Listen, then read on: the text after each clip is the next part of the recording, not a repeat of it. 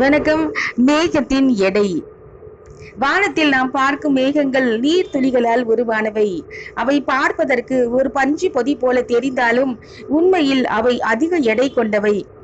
எடுத்துக்காட்டாக, ஒரு கன கிலோமீட்டர் அளவுள்ள ஒரு மேகம் தோராயமாக 500 மில்லிகிராம் நீர் துளிகளை கொண்டுள்ளது. இது 1.1 மில்லியன் பவுண்டுகள், அதாவது 100 யானைகளின் எடைக்கு சமமாக இருக்கும். இவ்வளவு எடையுடன் மேகங்கள் எவ்வாறு காற்றில் மிதந்து செல்கின்றன என்று நமக்கு கேள்வி எழும். பூமியில் நீராவியாதல் என்ற முறையில் நீர் ஆவியாகி அதன் எடை குறைந்து வானத்தில் மேகமாக உருவாகி மிதக்கின்றன. உயரங்களின் அடிப்படையில் மேகங்கள் 10 வகைகளாக காணப்படுகின்றன. குமுலஸ், குமுலோனிபஸ், ஸ்டாடோரஸ், ஸ்டாட்டோகுமுலஸ் ஆகியவை குறைந்த உயரத்தில் உள்ள மேகங்கள். ஆல்கோகுமுலஸ், ஆல்டோஸ்ட்ராஸ், நிம்போஸ்டாஸ்டஸ் ஆகியவை நடுத்தர உயரத்தில் காணப்படும் மேகங்கள்.